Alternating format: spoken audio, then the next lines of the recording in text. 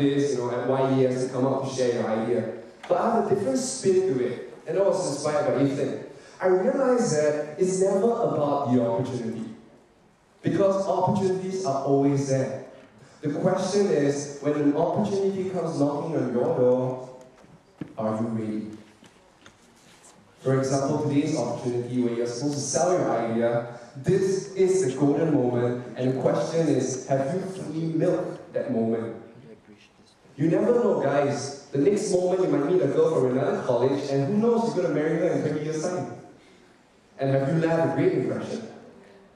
I know of a girl, she's only 19 years old back then, Singapore Poly student. She didn't have the luxury of attending a symposium like this. She has no one to tell her about how to write a business plan. But all she had was, I wanted to set up a fashion business.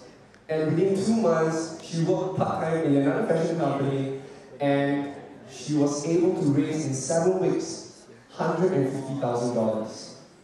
Without a business plan, without, any support. $150,000. Why? Because when she was selling clothes at the shop, she's been telling people about her fashion business, what she wanted to do, but she did not realize that one of the person that she was speaking to was a VC, a venture capitalist, somebody, an angel investor, back in Harden, someone who has the money to sponsor her. And next thing you know, 2 weeks later, $150,000 in the bank, she set up a fashion business, and today you might have heard about her. Her name is Celine, she's sitting over here. You know about her, your facilitator. Can you give her a big round of applause? Yeah. And the amazing thing was, she's ready. It's not like, she knows where the VC is going to come knocking on the door, but she knows that she has to get ready. So the question then is, are you ready when the next opportunity comes? And that's what I like to talk about. So I have about maybe 10 or 15 minutes to talk to you guys. So I want to share with you 4 lessons that I've learned in life. 4 lessons about, getting ready in life. About how to be successful, and let me tell you this, success is never about how much money you get, how much rewards you get. Trust me on that. Success has a lot to do with happiness, has a lot to do with meaning, fulfillment. So I'd like to share with you a couple of my lessons. So the first lesson really is, it's never about getting ready, it's about being ready. So here are a few things. Now I decided to use YES, since today, there's a Youth Entrepreneurship Symposium. So I'm going to teach you 3 things, and the 3 things starts with Y, E, and S. Okay, to make it easier for us to learn. So the first thing I'd like to teach you, or what I've learned, is everything starts from yearning. Everything starts from yearning. You've got to have the desire. Trust me on that. Without desire, you can't walk this path. Because you're going to face obstacles after obstacles. Today, some of you are going to be disappointed. Why? Because you didn't get into the YES challenge. You didn't get into the top 5. You'll be disappointed. Don't hide your disappointment. Don't hide your disappointment. The question then is, what are you going to do after that?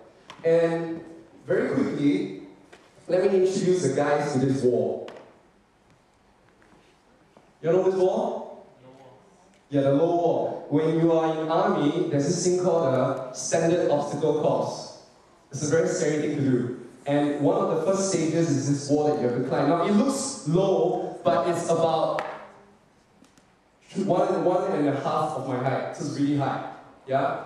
So back then, there was this platoon in Tekong, right? They have a group of people who are supposed to cross a standard obstacle course. And so the first thing they need to do was to jump over the wall. But the problem with this platoon is that there are some guys who are really obese. Really obese. So the commander decided to challenge the whole platoon. He says this. So he picked the most obese guy in the platoon and he says this. If this gentleman can get over to the other side of the wall, I give you guys 3 days off. And in army, right, 3 days off is like, woo, no A-levels to do. It's like that, okay? And so everybody was so excited, so everybody crossed the wall until that big obese guy. Yeah? And everyone was like, chia yo. No, but really seriously, you don't need any more oil. What it is to cut down the oil. Jian yo. So the wall was right in front of him, and he had to run and jump to get over the wall. And his desire was in his eyes. He really wanted to get 3 days off. And so you know what he did? He ran and he ran and he ran and he ran and he hit through the wall. And guess what? He didn't jump over the wall, he banged down the wall. Like a torpedo. And then when the wall fell, he walked over the wall. And the commander was dumbfounded. He had to give them 3 days off. Because technically he didn't get across the wall. He didn't specify how. So when I heard about this story, and I heard about this story just last night, I realized that, my God, I have to share with you. Because it's never, if you can't climb the wall, what do? You bang down the wall. Or if the wall is small enough, what do? You take a detour and get through the other wall, the other side. And this wall, let me remind you, represents the obstacles that you're going to face in life. The first obstacle today with the YES challenge, there are going to be more. Even if you don't choose the path of entrepreneurship, you're going to face with challenges, you're going to face with problems, you're going to face with a lot of obstacles. Thank you. You realize that too, huh? So the question then is, do you have the kind of desire to bang down the walls? And that's really the first thing that you want to ask yourself. Whenever you do something, ask yourself, do I really want it? If no one paid me to do it, will I still want to do it? That's a good essay test question. The second one is this. Will I be willing to sacrifice my sleep and food to do it? And if the answer is still yes, I guess you have something big going on for you. That's yearning. The second one is E, the sense for effort. I'm sure yesterday we had this big man who came in to tell you, must what? Do the... Forgot already, do the work. You got to put in the effort. So we all know that. The question then is, where do you put in the effort? Now, let me share you another quick story. This was shared by my sister. He happened to meet up with a group of very, very successful people. And can I tell them who is it? So one of them was this very, very, well-known entrepreneur, Tony, who was the manager or owner of Part5. You know Part5? What's Part5 all about? They do? Exactly, they do catering. And he said this to my sister, and my sister related to me, and I was like, wow, that's very true. He says this, do you know why young people don't succeed these days? When you say young people, it means all of us. Right? Because all of us. So, my sister was like, why? He says, because you guys are too fickle-minded. Sometimes you want to do this, so you try it. And then after that, you say, nah, it's too hard, or nah, I don't want to try something else. And you try something else, and else, and else. And the thing is, he told my sister, he says this, I have been doing catering business 40 years. Kind of bell?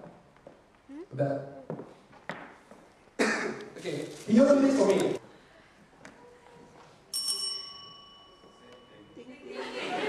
Oh my God.